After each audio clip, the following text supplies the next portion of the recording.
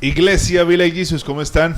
Bienvenidos nuevamente a esto que se llama Cicatrices. Llevábamos bastante tiempo de no grabar un episodio de esos. Hemos estado en transiciones de un lado para otro. Estuvimos en el local de San Francisco, ahora estamos en este lugar. Y ya por fin se abrió el espacio nuevamente para que podamos volver a grabar esos episodios, a poder contar esos testimonios de lo que Dios ha hecho en medio de nosotros. El último episodio fue el de la historia mía, o sea, eso fue casi un año que grabamos eso. Y aquí estamos nuevamente intentando retomar esto que yo sé que es de bendición para ustedes. Aquí estamos con nuestro querido William Javier, aquí está. Saludo para aplausos, se escuchan los aplausos, las multitudes, aplausos, se escuchan. Aquí estamos con él, las papas son de él, no son mías. Esa evidencia no me corresponde. Que mire mis huellas. Aquí estamos con él. Y va a contarnos un poco acerca de su vida, de quién es él, de qué ha vivido, por dónde ha pasado, qué ha hecho Dios en su vida. William, bienvenido a Cicatrices. Hola gente, ¿cómo están? Es un momento muy especial para estar en este lugar y poder contarles cómo fue que Dios me encontró y cómo me trajo a este lugar. Entonces, les envío un saludo muy especial. Eso es. Entonces, su merced, ¿cuántos años tiene? Nació en Bucaramánchester. Sí, 43 años. 43 cumplí años este año. De aquí de Bucaramánchester, la ciudad de los parques. Del clima espectacular, ¿sí o no? Acá no hace calor. No, aquí no, ese es puro cuento. Todo está en la mente. 43 años, 2 hermanos. Uh-huh. ¿Cómo empieza la historia de William? ¿De dónde viene William? ¿Cómo empieza su historia? Bueno, empieza con un niño haciéndose cargo de 2 hermanos, cuidándolos y teniendo muchas responsabilidades desde muy pequeño, creciendo con una mamá fuerte y valiente que nos saca adelante y nos brinda su amor y nos enseña a ser personas independientes. En muchos aspectos. Un saludo para Doña Mireya ya. La bendición. Onzaga presente. Onzaga presente. Una mamá con muchos valores y con mucha fuerza, y es una mujer que es capaz de sacar sus hijos adelante para darles lo mejor en medio de todas las posibilidades que tenía, porque trabajaba mucho tiempo y los hijos pues no estaban tan, ¿cómo se llama eso? Como tan bien cuidados, porque yo era el que cuidaba a mis hermanos. Eso pasa mucho, o sea, los papás tienen que trabajar porque sí, tienen claro, que llevar sustento a la casa. Uh-huh. Y como tienen que trabajar, pues les toca de pronto gestionar con un tío, con alguien conocido, alguien del barrio.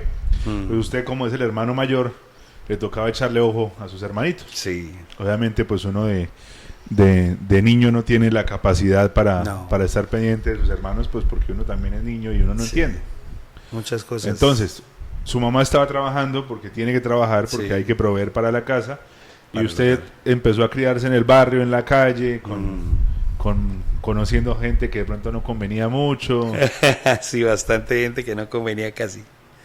Pero pues hubo como ese, o sea, yo comencé yo fui un chino que salía muy poco, pero entonces cuando yo comencé a salir, cuando ya era mayor de edad, porque había mucho respeto hacia mi mamá. O sea, de chiquito usted estaba más bien en la casa juicioso. Sí, en la casa juicioso. Sí, dijo, uno hacía sus locuras de adolescente y se portaba mal y le daban sus jugueteras y... Venga, para que aprenda. Venga, para que aprenda. Dijo, tanto así que una vez me gané una pavana, papi. Mala. Mi mamá me dio cable y me dejó marcado, y un vecino me dijo, uy, papi, eso demande a tu mamá. Y yo la demandé en el bienestar familiar, papi. ¡Ay! Entonces en eso ¿Cuántos intervino. años tenía usted? Cuando eso tenía como unos 16, sí, como 15, 16. Entonces demandé a mi mamá en el bienestar familiar. Pues ya se arrepintió de usted de eso, ya usted Sí, pidió claro. perdón. No, a la semana el papá de mis hermanos, pues fue como el papá que, como que Dios puso como dirección en mi vida para ver como una figura paternal. Y él me dijo, mi hijo, ¿usted considera que lo que usted hizo estuvo bien? Es demandar a su mamá y eso. Quítele la demanda. Usted sabe que usted tuvo la culpa de lo que pasó. Entonces, pues, yo tomé el consejo de él y le quité la demanda a mi mamá. Pero quedó marcado en mi corazón el que alguien tomara la responsabilidad de decirme cómo me aconsejara de la manera correcta. De ahí una parte importante, ¿no? Que su papá no es el papá de sus hermanos, su papá es otro hombre. Su papá natural, biológico, no es el papá de sus hermanos. No, exactamente. Y usted con su papá biológico no ha tenido ninguna relación. No, ha sido muy complicado. Yo pues intenté como pues orándole a Dios y pidiéndole como sabiduría. Ya después de haber conocido y demás. Sí, después de haber ya conocido a Dios, intenté hablar con él y él de muchas maneras me hizo sentir mal, entonces no. Rechazó. Sí, entonces hubo mucho rechazo de parte de él y ni aún en los momentos difíciles que él estaba viviendo yo intenté como acercarme a él para poder poder como ser parte de su vida, pero él nunca quiso. Uh-huh. Entonces no. Entonces su figura paterna es el papá de sus hermanos, el que le dio el apellido. Que me dio el apellido, sí. Yo soy apellido Fuentes. Por el papá de sus hermanos. Por el papá de mis hermanos. Entonces William ya es un adolescente, ya es una persona mayor de edad, ya pasó por sus locuras y sus temas, se arrepintió de haber demandado a su mamá porque su merced era bien loquito y su mamá tenía que corregirlo.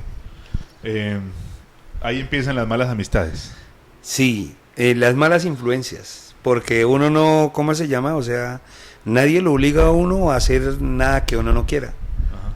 Entonces trabajaba yo en el centro y vendía buñuelos con unos muchachos. Muchachos eran de un barrio por ahí, que no lo nombré. Y pues me decían uy, loco, ¿qué vamos a hacer? Y nos íbamos. Entonces llevábamos Coca-Cola, buñuelos, panteones de la mercancía que nos sobraba y nos íbamos a divertirnos, a fumar de aquella que nos da risa. Creo que ya hemos cambiado un poquito la diversión, ¿no? Porque sí. Entonces su merced entró al mundo de la droga y empezó a fumar marihuana y demás. Entonces eso fue una etapa como eso, o sea, no tan marcada porque siempre quise creer que yo era el que mandaba, ¿sí me entiendes? O sea, que yo tenía el control, que no. Yo me drogo cuando yo quiera y ya. Y siempre me encontraba con unos amigos y nos íbamos de paseo. Entonces nos drogábamos, nos botábamos por un rumbón así y saltábamos y nos colábamos por allá a un lugar recreacional y nos divertíamos toda la tarde y en severo viaje. Entonces esa era la manera en que yo veía cómo divertirme. Después de eso, de esa etapa pasó algo que o sea, me encontré con un amigo y me dijo, ¿qué? Nos vamos a fumarnos uno y tal. Y yo, pues sí, hace rato que no me pego una tusca, una trabita. Y nos fuimos. Y estando por ahí en la calle de los bomberos, un man se nos acerca y nos dice que nosotros somos jíbaros. Y el chino el chino había ido a hacer mercado y tenía la mercancía guardada. Entonces el man le encuentra como tres, ¿cómo se llama? 3 moños. Ajá. Lo esculca y le encuentra 3 moños y le dice, no, que sí. Y el man lo amenaza con un arma y le dice al chino le dice, los voy a empapelar y comienza, o sea, en realidad yo pensé que era un man del DAS o un rayo, un man de 2 duros, porque el man llegó y cogió un radio y llegó y dijo, sí, aquí los tengo y tal, y que yo no sé qué, y nosotros todos asustados, y era o sea, nosotros estábamos en la calle de los bomberos, entonces salieron los bomberos cuando escucharon la gritería, porque nosotros, que el man nos amenazaba que nos iba a disparar. Entonces nosotros asustados, el man nos deja ir. Cuando el man nos deja ir, el man dice, ya le llamé una parca y una patrulla y 4 motorizados. Entonces nosotros nos fuimos corriendo y no sé por qué, pero, o sea, yo en realidad tuve miedo. porque dije, si esto es verdad, a uno lo cogen y lo empapelan y lo meten en la cárcel y solo por fumarse un baretico nomás. Solamente yo asustado. Entonces pasó algo que me pareció absolutamente impresionante, es que nosotros estábamos en la 33 con 12 y subimos por la 33, cogimos y cruzamos por la 14 y subimos por la 34 y veíamos cómo venían una patrulla y 4 motorizados y nosotros, uy, sano. Entonces yo me boté, o sea, yo empujé el chino y se metió debajo de un camión y yo me metí ahí debajo. Y yo cuando me metí debajo, yo dije, Dios, si tú me salvas de esta, yo te voy a servir. Pero, o sea, se me vino a la mente. Yo no sabía de Dios, no conocía de Dios, no, nada. Entonces, de ahí pasó el susto y no me volví a drogar. Después, a fin de año, me encontré con un amigo y me dijo, entonces, ¿qué, William? ¿Y qué tal? Con lo que le decían el burro. ¿Por qué era? No sabía por qué. Entonces en ese momento pues nos drogamos y fue para cerrar como un año y el man nos trabamos y nos fuimos. Pero entonces en ese momento comencé yo a mirar como analizar todos los efectos que hace la droga en tu cuerpo. En cómo tu voz se vuelve lenta. Tu manera de reaccionar tú reaccionas despacio, tu corazón va de una manera increíble, el corazón anda como a 230 kilómetros por hora, eso anda como un carro, y las sensaciones, todo lo que usted siente, cómo ve usted a las personas, usted ve que alguien se ríe, usted le parece chistoso y le entra la risueña y se enloca y uy, ¿qué tal? Entonces yo dije, no papi, esto no es para mí. Tiempo después mi mamá se entera y me dice, mijo, ¿yo qué hice para merecer esto? Usted cómo se va a volver drogadito, yo nunca le he dado un mal ejemplo. Mi mamá pues nunca nos dio un mal ejemplo ni nada. Entonces pero yo ya había dejado, como quien dice, yo ya había como tomado la decisión de no drogarme más, porque dije que no, que ya no.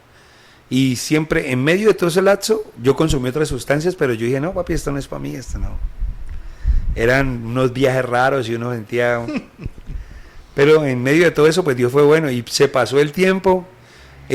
Yo comencé a andar yo una persona como de 23 años, tenía 23, 24, y andaba con chinos recién graduados del colegio del barrio, del colegio Campo Hermoso, y la fiesta de los chinos era los fines de semana, y hacían la vaca ¿y qué? ¿Y entonces qué? No, ¿qué? Guarapo de frutas y la garrafa de aguardiente y la garrafa de ron y todos borrachos, todos vomitando por el rumbón. Y ahí, la fiesta y el desenfreno, pero solo emborracharse y creer que tener amigos y tener relaciones te hace una persona diferente, pero nunca había nada hacia el futuro. Obviamente, por no haber de pronto tenido un papá presente, por el tema de que mamá estaba trabajando y de pronto no estaba en casa, uno crece con vacíos y con cosas que yo siempre he pensado que la gente que se droga también lo hace para salir de su realidad, porque su realidad no le gusta. Para llenar vacíos que siempre van a estar vacíos. Y se presenta el tema sexual, que también es un tema que yo sé que a su merced le ha dado duro, que ha sido difícil. Y usted empieza desde joven, desde temprana edad, a experimentar, a dejarse como llevar por la perversión y demás. Obviamente aparece pornografía y aparece tanta cosa que con el tiempo fue apareciendo, ¿no? Porque cuando de pronto yo tengo 38, usted tiene 43, son 5 años de diferencia y cuando éramos pelados no era tan fácil el tema de ver porno como es hoy. Entonces, que tocaba uno ser creativo con revistas o con que por ahí me prestaron una película, que eso pasó por 50 manos. El sexo se vuelve un problema. Sí. Y William empieza a intentar saciar su sed con el tema sexual. Y llega hasta... yo lo conté en el Cicatrices mío, de que yo iba a prostíbulos y el tema de yo no quiero compromiso, yo quiero solamente esto, tome su plata y me voy. Sí. Empieza William a visitar esos lugares también. Pero, o sea, nunca me gustó. Siempre fui como a lugares que yo creía que se sentían seguros. Por ejemplo, yo visitaba muchas salas de masajes. Y uno iba y escogía la pareja con la que supuestamente quería estar o hacía otras cosas. Se conseguía una novia, la pretendía hasta que lograba el éxito de poder estar con ella y prácticamente estaba con ella por supuestamente amor, pero nada más lo que uno buscaba en ese momento era tener relaciones sexuales. Entonces, William está con temas de drogas, está con perversiones sexuales, está tomando, está intentando saciar vacíos que ninguna de esas sustancias está llenando. Y ninguna mujer. ¿Cómo se presenta Dios en la vida de William? Mucho tiempo después. Se pasan los años y cumplo 32 años. Y en medio de esos episodios sexuales con las chicas, pasa algo y me sentía yo llegaba y el éxtasis de estar con una mujer y de saciar la sed que siente uno al tener sexo con una persona, pero yo terminaba y la chica se iba y yo me sentía vacío. Y una vez yo me acuerdo que yo me puse a llorar y yo le dije, Señor Jesús, si en realidad tú eres real, yo te quiero conocer. Yo quiero que te presentes en mi vida, yo quiero conocerte. Si tú eres real, te quiero conocer. Y esa era la frase que yo decía. ¿Alguien le había hablado de Dios o eso fue un tema que salió espontáneo? No, eso fue como un tema que salió espontáneo. Pues yo siempre había tenido que mi relación con la iglesia no había sido como... O sea, yo ya me sabía la misa, me sabía todo y eso no... Yo sentía que eso que no había nada, que era un vacío total. Entonces yo decía, si en realidad eres real, te quiero conocer. Y surgió esa, y si en realidad eres real, y si en realidad eres real. Hasta que un día llegó y me dijo un señor ¿qué está haciendo? Y yo le dije, pues en este momento nada. Digo, lo invito a que me acompañe al matadero. Y yo, el matadero, le ganaba en la plaza y tal, era en la vaca y la planta de sacrificio y todo. Entonces, pues, la curiosidad. Me fui con el man a hablar. Y el man comienza a hablarme de una historia que hasta el día de hoy marca algo en el corazón de William Javier. Y muchas veces la gente quiere entender de dónde salieron los héroes o los superhéroes, pero cuando ese man me habló de que el hombre invisible estaba escrito, la historia del hombre invisible estaba escrita en la Biblia. Entonces yo le decía, este se habla paja, ¿qué va? Este es hablón, es lo que es. Entonces el man me dice, váyase a la historia, a Hechos, y mire cuando el ángel de Jehová toca a Pedro, le suelta las cadenas, los grilletes, y le dice, ciñete el calzado, y lo saca de la cárcel. Entonces, después de que yo leí esa historia, yo sentí como Dios me hablaba, como diciéndome, te voy a sacar de la cárcel donde estás. Y esa historia marcó mi corazón. El man, nos encontramos como 2 veces más, que me invitó por allá, y me gastaba las 11 y todo, me dedicó tiempo. Me invitó a la iglesia, me dijo, lo invito a la iglesia, vaya. Y yo fui a la iglesia, y yo dije, este man no llegó. Digo, me quedé y escuché la palabra, pero pasó algo increíble. Llegó un predicador que nunca lo había visto, y la palabra fue como si me la estuvieran diciendo a mí, como diciéndome, te estaba esperando, sé que viniste a buscarme, y entendí en mi corazón que tenía que entregarle el corazón a Jesús. Y en medio del miedo, porque uno dice, ¿y esto qué es? O sea, esto es raro, ¿cómo así que le tengo que entregar el corazón a Jesús? Pero yo di mi paso de fe, me paré al frente, hice la oración de fe, y comencé a tener una relación a mi manera. Ahí aparece en la iglesia, Jesús, la oración de fe y demás. Y yo creo que los que llevamos un tiempo en esto, un día es cuando llegamos a la iglesia. Sí. Y un día es cuando Dios nos habla en realidad al corazón y cosas empiezan a cambiar. ese día pasó. Ese día escuché algo, pero tiempo después sentí como Dios me hablaba de cómo había maltratado a mi mamá, cómo le había hecho daño toda la vida, cómo la había maltratado, cómo la había ultrajado, cómo yo mismo robaba a mi mamá para fumar, para los cigarrillos, para mis gustos. Y créame que me dolió tanto, o sea, yo sentí como si una espada atravesara mi corazón y sentí como era Dios diciéndome, tienes que pedirle perdón a tu mamá.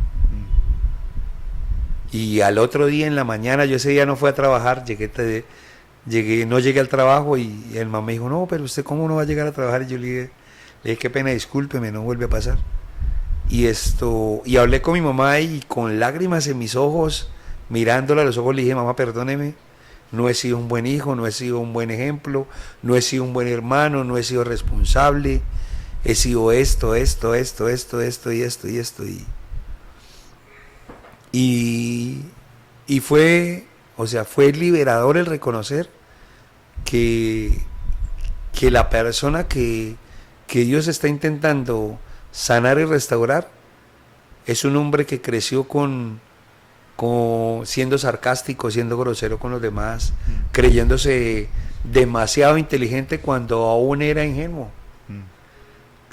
Y es Dios el que ha ido restaurando la relación con mi familia. Hoy en día tengo una buena relación con mi mamá y una buena relación con mis hermanos. Sí. Nosotros nos conocimos en el 2013. Sí. Un año después de haberme bautizado. La iglesia a la que le llevó el señor era CPA, la que lo llevó ese señor. Sí. Usted se permanece en la iglesia, se bautiza y usted siente en su corazón el ir al Congreso de Cúcuta del año 2013, que se llamaba Alta Definición. Alta Definición. Antes de eso, llegó un hermano que yo comencé a ser carnicero en esa época. Llegó un señor que, pues, cristiano evangélico, creo yo. Y él me miraba y llegó y un día me dijo, usted no es hermano. Y yo le dije, ¿por qué? Me dijo, usted no es hermano porque fuma. Los hermanos no fuman. Entonces, pues eso fue como y me diera 2 bofetadas en la cara. Entonces, tiene razón, pero no es la manera.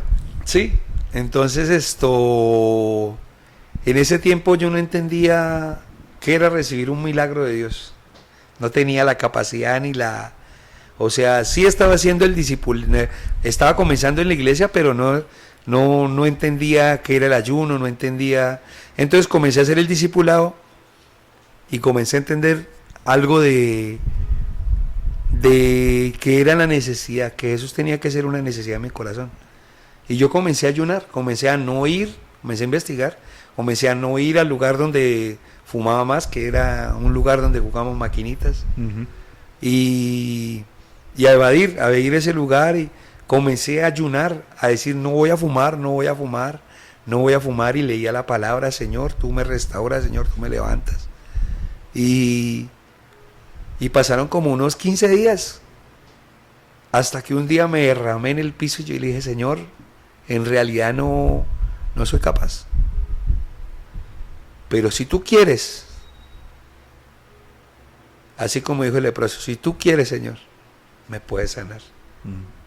Pero solo si tú quieres. Si tú no quieres, no te sientas obligado. Entonces, en ese momento, esa noche, yo me arrollé al lado de mi cama y yo lloré y hablé con él y le contaba y le decía, Señor, necesito tu ayuda. Pero no quiero ser como la gente que viene a tus brazos y te pide algo y tú se lo das y se va. Entonces, mi oración fue esa. Oré y lloré toda la noche. Se dieron la 1, las 2, las 3 de la mañana. A esa hora mi mamá se levantó y siempre me largaba un tinto. Me decía, mi hijo, prueba el tinto, ¿cómo quedó? Y yo lo probaba y quedaba rico. Y yo cuando probaba el tinto, sentía el deseo de fumar. Y prendía de una vez el cigarrillo. Y le cuento que mi mamá me da el tinto, yo lo pruebo. Y yo digo, uy, está bueno de café, le quedó rico, mamá. Pero en ese momento no sentí ganas de fumar. Y yo lo que decía en mi corazón es: el Señor lo hizo.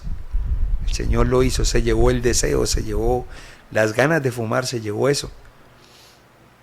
Tiempo después, yo comencé a orar y a decirle al Señor que necesitaba su ayuda para poder entender las cosas que no entendía, porque muchas veces, o sea, uno tiene muchas dudas sobre las cosas que pasan y hacia dónde uno se dirige.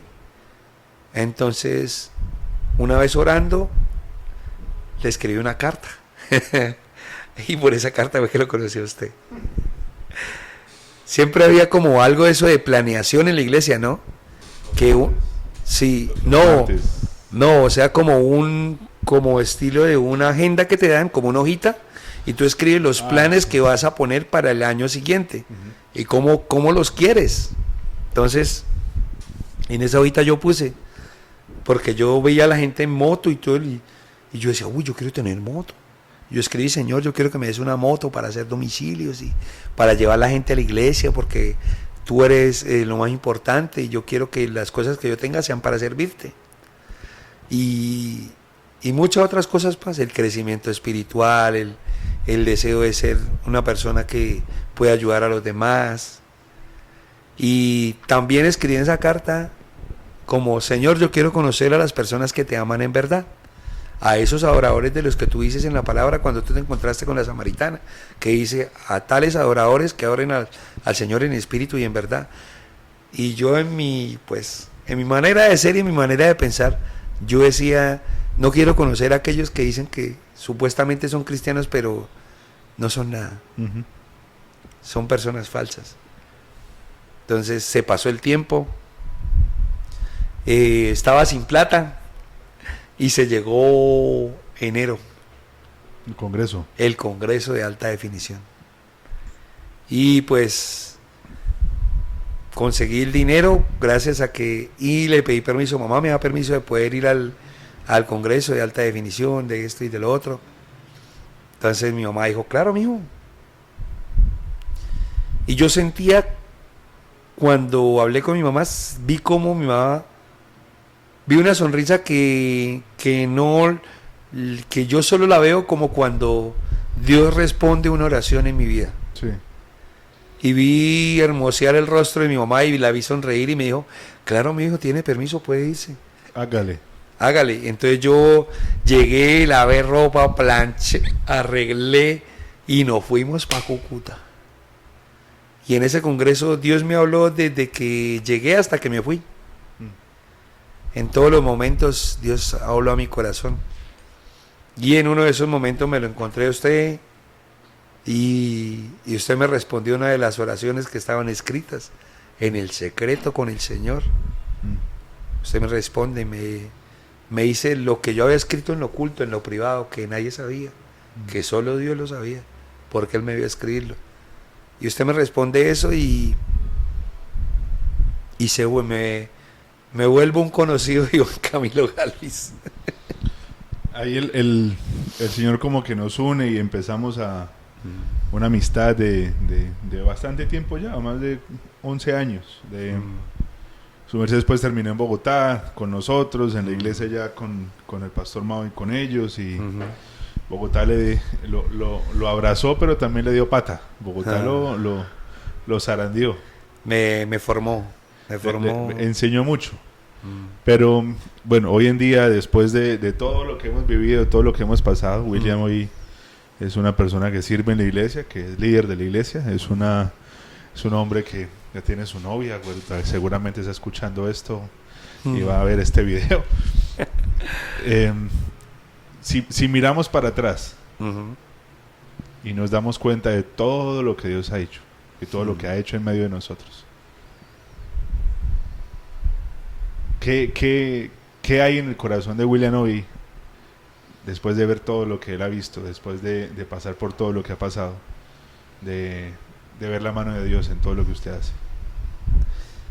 Muchas veces dudamos de las capacidades o de los dones que Dios ha puesto en nuestra vida, para poder servirle a los demás, para poder ser ejemplo, para poder ayudarle a la gente a entender que son gente valiosa, que son gente que son recursos valiosos para el cielo. Y me di cuenta de eso cuando estuve en Bogotá y ahora que estoy en este lugar, que la gente necesita ser abrazada, que la gente necesita ser amada, pero también necesita ser corregida. Que cuando uno se equivoca necesita que le jalen las orejas. Y a mí en Bogotá me jalaron las orejas, pero sin miedo. Así de cosas por imprudencia, pero tampoco eran tan malas. Ajá.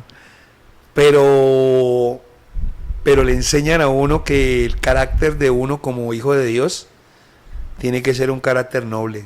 Ajá. Tiene que cuando usted le habla, usted tiene que callarse y tiene que aprender a escuchar y tiene que corregirse.